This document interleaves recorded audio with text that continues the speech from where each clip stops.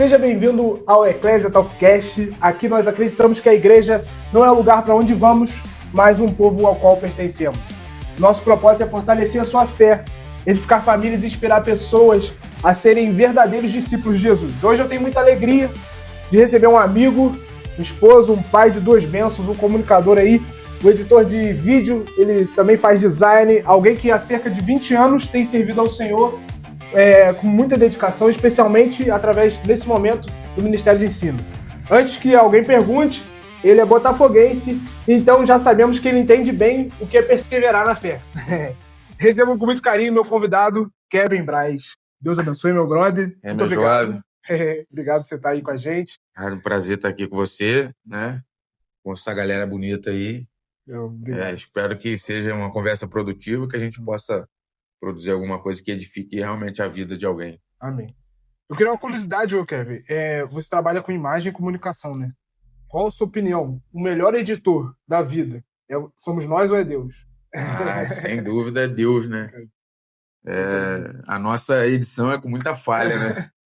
Deus, ele é perfeito no que faz, no que fez, e estamos aqui, né?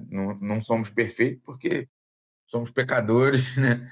Mas em tudo que Deus faz, há perfeição, há propósito. Então, se tem um editor que não erra, é o editor da vida.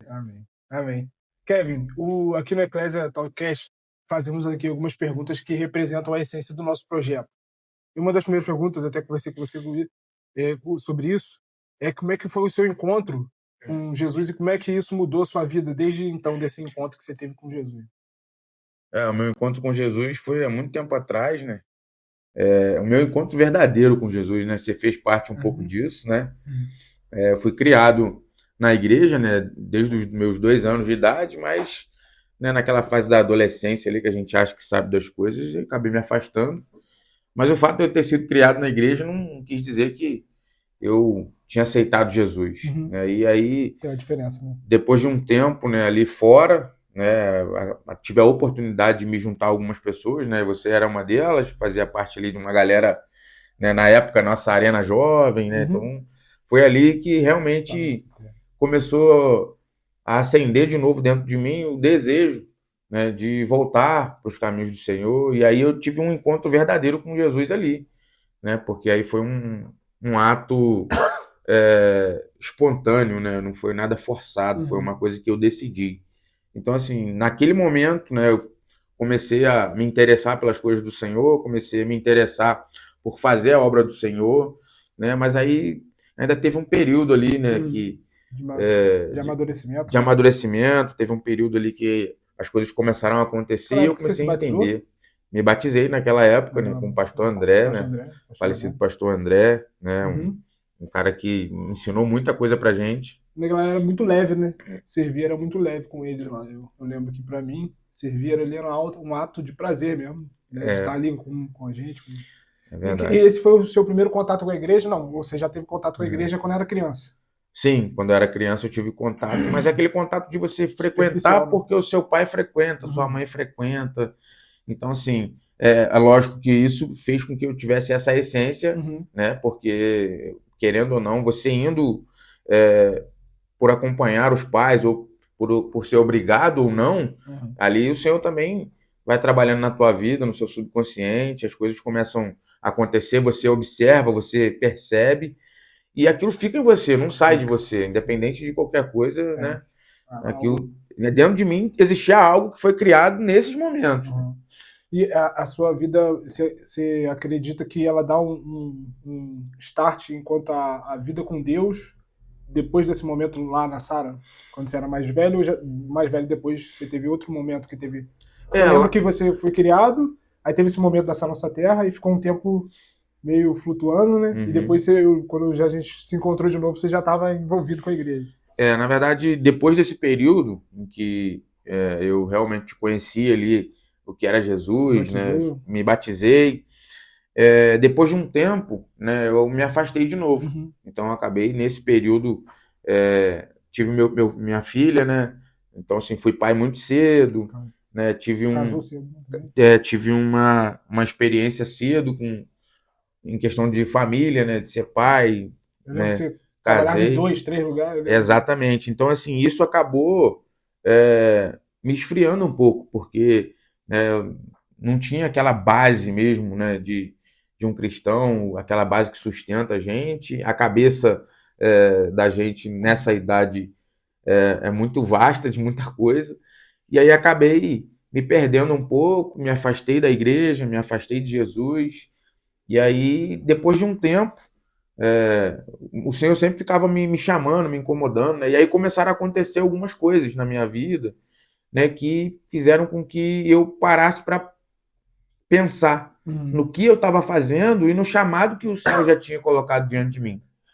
E aí, cara, não tem jeito. Quando você tem chamado, independente do que acontece, se você tiver realmente um coração ali voltado para aquilo, você se incomoda de não estar fazendo parte, você se incomoda de estar longe de Jesus. E aí o Senhor começou a me incomodar, aconteceram algumas coisas que me fizeram voltar para os caminhos do Senhor, e aí a partir daí eu não saí mais, né?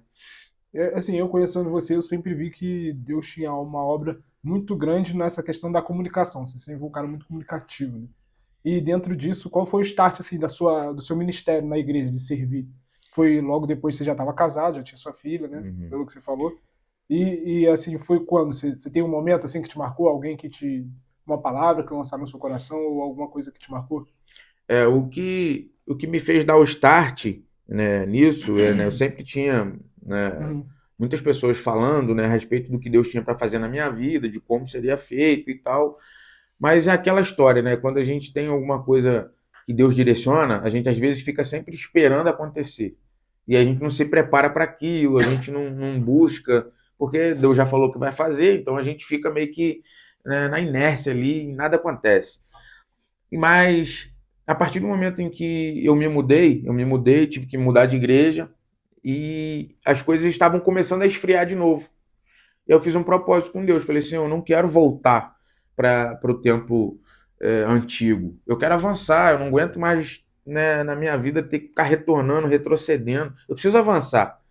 E aí o Senhor começou a gerar no meu coração isso, né, de eu estudar a palavra, de eu começar a buscar. E aí eu comecei a buscar, comecei a estudar, comecei a me envolver com as coisas da igreja, né, porque também se a gente só se envolver com as coisas e não buscar conhecimento, não adianta. E se a gente também se envolver e não estudar, também não flui. Então, assim, é um conjunto de coisas que precisa acontecer e é uma força de vontade que você tem que ter. E aí, me envolvendo com tudo isso, me envolvendo com a igreja, eu me envolvi com o Ministério de Homens da igreja, né? Um amigo, né, o presbítero Cláudio, me chamou para andar com ele, eu estava meio perdido, né? E aí ele me chamou para andar junto com ele, falou comigo, ó, cola comigo que eu vou te ajudar. E aí ele estava sempre ali, um cara muito experiente, né? Um cara que tem um conhecimento, eu tenho um carinho muito grande por ele. E ele falou, vem caminhar comigo. E aí, assim, ao mesmo tempo que ele me ajudava, ele sondava a minha casa, sondava minha esposa, meus filhos. Como é que tá? Como é que tá o cara? Tá mudando mesmo? Ele tá... E aí isso foi me ajudando, porque eu ficava preocupado. Eu falava, cara, será que eu... mentor, né? Exatamente, ele foi um dos mentores que me ajudaram aí nesse momento. E aí, a partir daí, ele começou a me dar oportunidade, né? Ele viu que eu estava buscando, viu que eu estava... Ele falou, cara, ó, vai ministrar uma palavra na célula, vai ministrar uma palavra no culto de homens, vai ministrar uma palavra tal dia. E aí eu comecei a me envolver com aquilo, e aquilo encheu meu coração. E aí eu vi que aquilo era algo que me dava prazer, né? Falar da palavra de Deus, se comunicar com as coisas de Deus, era algo que me dava prazer, era algo que era bom. E aí eu vi que também as pessoas conseguiam entender o que eu falava. Então eu falei, cara, eu acho que é aí que Deus quer fazer alguma coisa comigo. E aí, a partir daí, eu comecei a me aprofundar um pouco mais. Amém. E assim, você serve hoje, né? Você está há 20 anos, né? Já na igreja. Você serve no Ministério de Ensino hoje. Né? Você já foi líder dos homens, que eu acompanhei lá, esse Cláudio mesmo, né? A partir depois você foi o sucessor dele, eu acho. Foi isso, exatamente. Isso. Aí um tempo, assim, em um tempo hoje de tanta informação assim, na rede social, que você também trabalha com isso, né? Com design e tal, como é que a gente deve ensinar a palavra e como ela é uma essência para a igreja? O que você acha disso? Da palavra ser uma essência para a igreja, de ensinar da forma correta? Porque você falou que a palavra foi te levando a ter um relacionamento com Deus e a gente hoje tem visto que todas as outras coisas ou igrejas têm feito muitas coisas para que sejam atrativas, menos a palavra. E dentro disso, como a palavra continua sendo essência para a igreja, o que você acha disso? O que uma igreja deve fazer para que a palavra seja essa essência para a igreja? O que você acha? Eu acho que o primeiro passo é fazer com que as pessoas entendam que a palavra, a vida com Deus, o propósito com Deus, não é algo que você já chega ganhando. Eu acho que é o contrário. Quando você entende que quando você se envolve, quando você se entrega, você mais perde do que ganha, aquilo começa a fazer sentido para você. Porque não é uma coisa por interesse. Você precisa servir a Deus e fazer por quem Deus é. E na maioria das vezes, hoje, a gente quer mostrar uma coisa tão atrativa, e aí nessa coisa atrativa a gente quer mostrar para as pessoas que Deus faz, que Deus entrega, que Deus dá, que a palavra muda a sua vida para isso, e aí a gente começa a olhar para tudo que a gente vai ganhar. E aí quando a gente se depara com a palavra de Deus, o Senhor vai pedindo tudo. Né? Aí a gente às vezes fala, mas eu não tenho nada. O Senhor fala, beleza, já que você não tem nada, esse nada que você tem, me dá, eu quero, mas eu quero tudo. E aí você entende que você tem que se entregar para Deus, que você tem que entregar tudo para que Ele possa realizar na tua vida. Então, assim, eu acho que a gente às vezes se perde nisso. A gente quer mostrar para as pessoas muita coisa e a gente esquece de mostrar a essência, que é se entregar. A essência da palavra é essa, é se entregar. E se entregar é abrir mão, é abdicar de algumas coisas que você gosta, e às vezes até de sonhos, cara. Eu já tive sonhos e projetos que eu tive que colocar na mão de Deus, que não fazia parte daquilo que Deus tinha para minha vida, eu tive que abrir mão. Doeu. Mas é como uma gravidez, né? Ou você gera aquilo que é de Deus, ou você gera aquilo que é seu. Não dá para gerar as duas coisas ao mesmo tempo. E dentro disso você vê que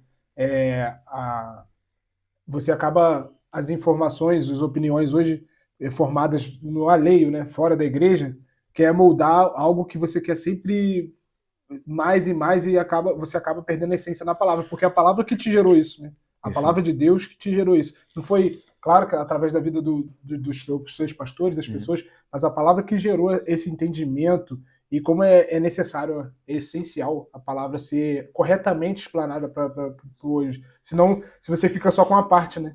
Aí as pessoas só querem as bênçãos, mas aí a entrega.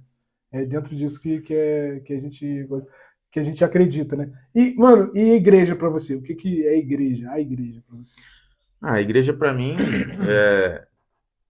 é você fazer parte de uma família, é você fazer parte de algo que tem princípios, que tem essência, né? Ser igreja é deixar ser transformado, né? Ou ser transformado e deixar com que o Senhor use a sua vida para transformar outras vidas.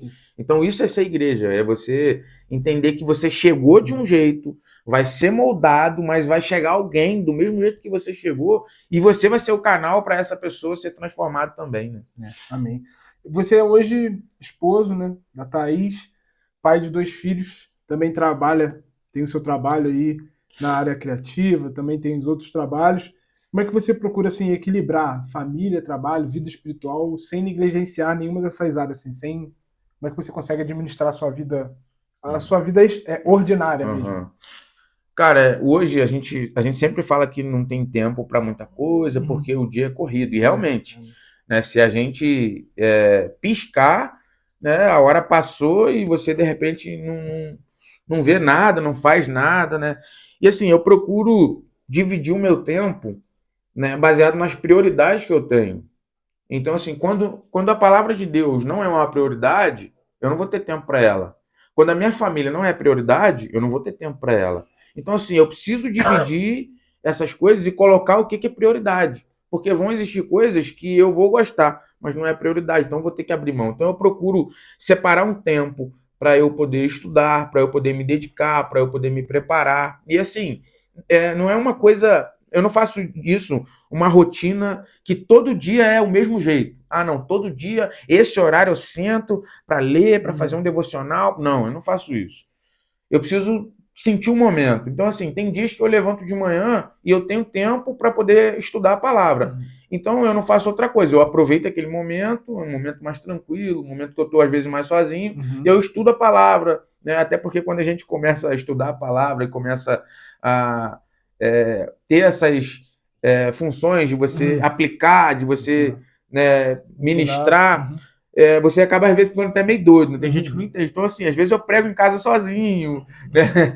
Eu acabo fazendo isso, só que assim, eu tento dividir. Tem horas que eu faço isso, tem horas que eu vou jogar meu futebol, tem horas que eu tenho tempo para minha família, é uma prioridade nossa, né, na nossa casa, tá com a família, a gente tá sempre junto. Graças a Deus, os meus filhos também gostam, servem a Deus, estão sempre juntos, minha esposa. Então, assim, a gente se dedica, né, naquilo que a gente entende que é prioridade. Tem coisas que não são prioridade, não são coisas que a gente gosta, quer fazer, mas às vezes não é prioridade. Então a gente abre mão, porque a gente entende o propósito, né? Porque é o que você falou, né? Muitas das vezes o que Deus pede a nós é entrega, né? Mas essa entrega a gente tem que entender o que são prioridades até para o Senhor. Sim. Eu li um livro chamado O Propósito da Família, do Luciano Subirá, que ele fala que uma das prioridades de Cristo é a família, de Deus é a família. Então a gente tem que ter as prioridades de Deus no nosso coração, né? Então é equilibrar essa questão de trabalho, vida espiritual e deixar e nunca perder essa essência de... E uma vez eu vi você comentando sobre ensino dentro do lar, né? Ensinando a Yasmin, ensinando o seu filho. Os pais, hoje, tem muitos pais aí que estão preocupados com essa influência de tela, né? De rede social sobre os filhos. Como você acredita que a família cristã pode discipular os seus filhos dentro da sua realidade, dentro da realidade hoje? Porque a gente não pode negligenciar que a rede social, e eu falo muito com a igreja lá, que hoje a gente pode ser pastoreado por N pastores, né? Porque você consome muito a rede social. Mas você acredita que... Como é que a gente pode, hoje, com a família cristã, deve ou pode discipular os seus filhos nessa realidade? Porque tem aquele grande questionamento, né? Poxa, na minha época era assim, mas hoje já é diferente. Como é que você acredita que deve discipular eles os seus próprios filhos dentro dessa realidade? Eu acho que o primeiro passo, e o mais importante talvez, seja dar exemplo. Eu acho que a gente se preocupa muito em o que meu filho está vendo, o que meu filho está fazendo, o que meu filho está assistindo, mas o seu filho também está te assistindo, ele também está te vendo, ele sabe quem você é, entendeu? E os filhos, eles são os reflexos, né, do que nós somos. Então, assim, eu acho que para isso a gente primeiro precisa dar o exemplo. Sim. Né? Então eles precisam ver que a gente ora, que a gente lê a Bíblia, que a gente está envolvido com as coisas de Deus. E depois a gente precisa também estipular algumas coisas. Né? Tá tudo muito solto, tá tudo muito aberto. Colocar alguns parâmetros. Mas exatamente, a gente tem que botar alguns parâmetros e isso é permitido, isso não é. Mas todo mundo faz. Cara, mas aqui não. Aqui a gente não faz, aqui não é assim. E assim, às vezes você vai ficar até antiquadro aquilo que as pessoas estão fazendo. Sim. Mas eu não me importo com isso. Desde que eu passe o ensinamento para eles, né? A minha filha Yasmin, que é a mais velha, né, ela é envolvida com o Ministério de Dança, com o Ministério de Louvor na igreja. Então eu falo com ela, tem algumas coisas que quando acontece eu falo com ela, eu não gosto, e aí não é assim que se faz. Pai, mas todo mundo faz, mas fulano faz. Eu falo, mas você não é fulano. Você não é todo mundo, né? Minha mãe falava isso comigo, agora chegou minha vez de falar também. Você não é todo mundo, nós não somos todo mundo, e eu acredito que dessa forma é a forma certa de fazer. Então eu preciso ter essa convicção para eu poder passar segurança para eles. Sim. Porque às vezes os nossos filhos, eles seguem outras linhas de raciocínio ou seguem outras coisas porque nós não estipulamos, porque às vezes a gente fica com medo, né, de ser um pai chato, de ser um pai que toda hora cobra, que toda hora faz. Então, assim, para que a família entenda isso e a gente consiga, dentro desses temas, sei lá, enquadrar tudo para que nossos filhos não se percam, a gente precisa dar o exemplo, estipular o que é certo, estipular o que é regra e aí muita coisa vai acontecer do jeito que você acha, do jeito que você gosta, né? E aí Deus também vai dando graça, vai direcionando, as coisas vão fluindo. Eu acredito que hoje os pais de hoje eles têm que realmente inculcar a palavra de Deus nos corações desde cedo. Inculcar não é só você falar, né? Mas é viver e mostrar aquilo como uma realidade dentro da sua família, porque hoje o discurso hoje é muito... A gente está num momento de todo mundo discursar, né? Todo mundo ter voz, a internet tem isso, né? E, assim, você trabalha com essa área de imagem, de vídeo, de gravar, né? Um dos seus hobbies é gravar. Se você pudesse resumir a sua caminhada com Cristo em única cena, uma imagem, qual seria? Numa imagem, assim, numa cena. Uma cena? Isso aí foi... Deixa eu ver.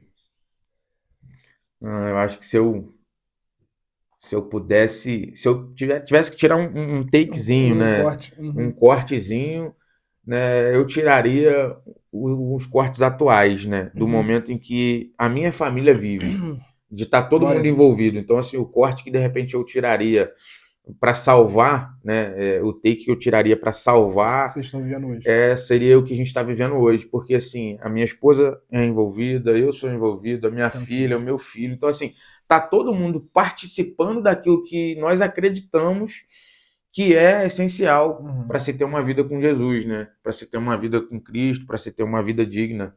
Então, acho que esse seria o momento ideal. Isso é importante, você falou do momento presente, né?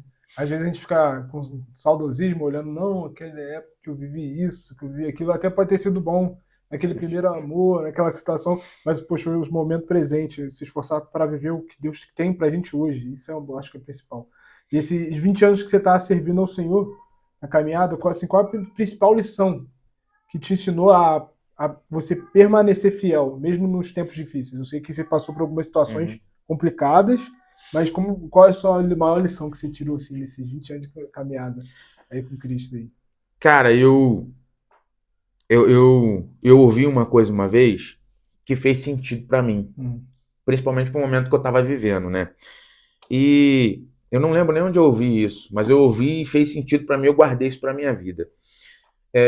E a frase, né, que a pessoa ditou naquele momento era: eu espero tudo de Deus, pouco de mim e nada dos outros. Por que isso? Não é que a gente não tem que esperar nada de ninguém, não é que a gente. Mas quando a gente espera tudo de Deus, Deus não decepciona a gente. Quando a gente espera pouco da gente, porque a gente se decepciona, porque a gente erra, a gente começa e não termina. E quando a gente espera muito dos outros, a gente se decepciona mais, porque a gente está esperando que os outros façam alguma coisa pra gente, e aí quando a pessoa não faz, a gente se decepciona. E eu já fui muito assim. E aí, cara, num momento da minha vida, essa frase fez sentido e eu comecei a viver ela. Falei, cara, eu espero tudo de Deus, pouco de mim, nada dos outros. Por quê? Porque Deus não me decepciona. E aí, se eu esperar tudo de Deus, eu posso me decepcionar, mas tá dentro do padrão, tá dentro do aguardado. E quando eu não espero nada das pessoas, eu consigo fazer para elas, eu consigo me dedicar também a elas, fazendo o que é obra de Deus, sem esperar nada em troca. E aí as coisas começam a fluir. Porque a maior decepção é quando a gente faz alguma coisa, espera ser reconhecido, não é, espera um agradecimento e não tem. Então, assim, a gente se frustra e aí o que acontece? A gente deixa de fazer para Deus. Porque, na verdade, o mandamento do Senhor é esse, né? Que a gente possa ir e fazer discípulos. Só que nem sempre a gente vai ser aceito, né? Ele fala com os discípulos, se você não for aceito, bate a poeira daquela cidade e vai embora, cara. E aí eu peguei isso pra minha vida. Eu falei, cara, eu preciso viver assim, porque se eu viver assim, eu consigo fazer as coisas de Deus e eu não vou esperar nada em troca. Então hoje eu não espero nada de ninguém. Eu não espero que alguém me agradeça, eu não espero que alguém fale que foi bom, se foi ruim, porque é o que a gente mais ouve. Algumas pessoas vão gostar de você, outras pessoas não. Umas pessoas vão te apoiar, outras não. Aí a pergunta que eu me faço, eu tô dentro do propósito de Deus pra minha vida? Porque se eu tiver, cara, vai fazer sentido para mim, e aí eu sei que essas coisas vão acontecer. Então, assim, essa é uma coisa que eu trago para minha vida. Então, a grande frase que norteia, que deve nortear a gente é esperar tudo de Deus, pouco da gente, porque realmente nós somos falhos, e nada dos outros, porque senão a gente acaba colocando... Porque hoje nós estamos também uma geração que terceiriza, né? Falando desse ministério de ensino aí, a galera quer viver o novo de Deus, mas não quer aprender o que Deus já tem. Esses dias eu estava num culto, aí um pastor, vice-presidente de uma igreja, assim, um pastor com bastante idade, já bem conhecido aqui em Nova Friburgo, e ele falou algo que me deixou encucado aqui, que eu fiquei perplexo, que ele falou assim, a gente não há nada novo debaixo dos céus da terra. Então a gente querendo ficar algo novo antes de querer viver o que Deus tem pra gente e ele rebateu, ele falou assim, não é novo as coisas que nós queremos viver. Deus já escreveu isso, então isso não pode ser novo. Então é algo que já está na realidade de Deus, a gente só se apresentar disponível. E o problema é que a geração, que você falou, espera tudo dos outros, espera tudo de si, ao invés de esperar tudo de Deus, né? Se você pudesse hoje sentar com uma família que está distante de Deus, vivendo uma crise, alguma coisa assim, qual o conselho que você deixaria para ajudá-las a reencontrar esse propósito? Porque você falou que a sua família hoje, graças a Deus e a dedicação do seu coração, de colocar também um ponto importante, colocar que o homem não pode se negligenciar do sacerdote do lar, né? De você ser um cara que direciona a sua casa. Hoje nós vemos muito uma geração que a gente passou que tinha as mulheres como sacerdotisas, isso não tem problema nenhum. Mas nós, como homens, temos que ter esse lugar também de sacerdote, levar a petição da família para Deus, né? E também ser um profeta, de levar a resposta de Deus para a família. Mas dentro disso, qual o conselho que você poderia dar para uma família que hoje está distante, vivendo alguma crise, alguma coisa assim? Qual o conselho que você poderia dar? Eu acho que o conselho que eu daria, né, dependendo da situação que a família estivesse vivendo, acho que dependendo não, qualquer situação que ela esteja vivendo longe do Senhor, permita que o Senhor recalcule a rota. Porque às vezes a gente se pega em alguns caminhos, né, e a gente se vê meio perdido, né, a gente se vê meio abatido, e aí a gente busca meios, né, busca caminhos com a nossa própria força de resolver aquela situação e esquece de entregar para Deus, né? O Senhor, ele nunca vai abandonar a nossa vida, só que a gente precisa permitir que ele recalcule a rota da nossa vida, a rota da nossa família, porque às vezes, como homem, às vezes a gente tem esse papel de ser o sacerdote do lar, mas às vezes o ego, né, às vezes, né, o orgulho, né, não quer demonstrar que está errado, não quer demonstrar que fez a escolha errada, e aí eu acho que aí entra o erro, porque aí a gente não permite que o Senhor recalcule a nossa rota, e às vezes recalcular a rota é retroceder, é você dar uma volta maior, mas voltar para o caminho certo. Então um conselho que eu daria para alguma família que de repente, né, estivesse num momento complicado era: permita que o Senhor recalcule a rota, porque ele sempre vai te colocar no caminho certo. Amém. É isso, cara. E dentro dessa estrutura toda da sua família, pode falar?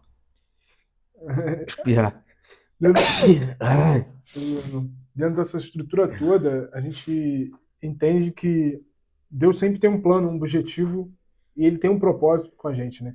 Então, se a gente recalcular a rota, é muito importante. Eu lembro que eu estava lendo um estudo falando sobre a vida de Moisés, e um escritor falou que Moisés tinha realmente o GPS de Deus, né? Ele só ia, após o seu encontro na sarça onde que Deus queria que ele fosse, e fazia o que ele queria que ele fizesse.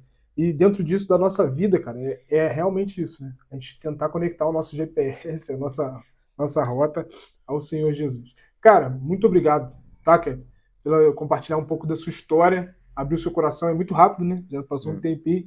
Mas eu tenho certeza que essa conversa vai fortalecer famílias, cara. Desafiar pessoas também a viverem uma fé na prática todos os dias. Eu vejo você aí que o desenvolvimento que você tem, essa preocupação de ensinar verdadeiramente a palavra de Deus aos adolescentes, aos jovens da igreja, às pessoas que estão ao seu redor. Sempre que você conversa, a gente vê você falando sobre a palavra de Deus. Sempre tem algo que, poxa, busca a ter mais intimidade com a palavra. Isso é muito importante. E eu acredito, cara, que a palavra é ela que nos direciona não só a viver grandes coisas, mas viver o ordinário da vida. Então, viver a igreja pra gente aqui não é um lugar onde que a gente vai, né? Como é um povo ao qual pertencemos. Esse povo precisa ter um fundamento dentro da palavra. E eu agradeço você, Kevin, por ter aí disponibilidade aí, conversar um pouquinho comigo. Eu sei que é rápido, mas que Deus continue te abençoando, tá, meu irmão? Deus abençoe. Amém, eu que agradeço aí, tamo junto. Quando precisar, a gente tá aí. A gente fala mais coisa. E também queria deixar claro que o Kevin tem um projeto, né, Kevin? Do Bíblia Quiz. Bíblia Quiz. De várias perguntas, e de vez em quando a gente fica me pegando nessas perguntas aí, e eu nunca sei responder. Mas não é porque eu não estudo, é porque as perguntas nada a ver. Cadê? Mas aí eu vou deixar o @ do Kevin Braz aí, e também do Bíblia Quiz. Eu acho que tem um Instagram do Bíblia Quiz. para vocês seguirem e compartilharem aí, gente. E é muito interessante, ele também tem alguns projetos para você, adolescente, jovem, para todos, né? Todas as idades, né? Sim. De perguntas, de brincadeiras para retiro, brincadeiras para gincanas com a igreja.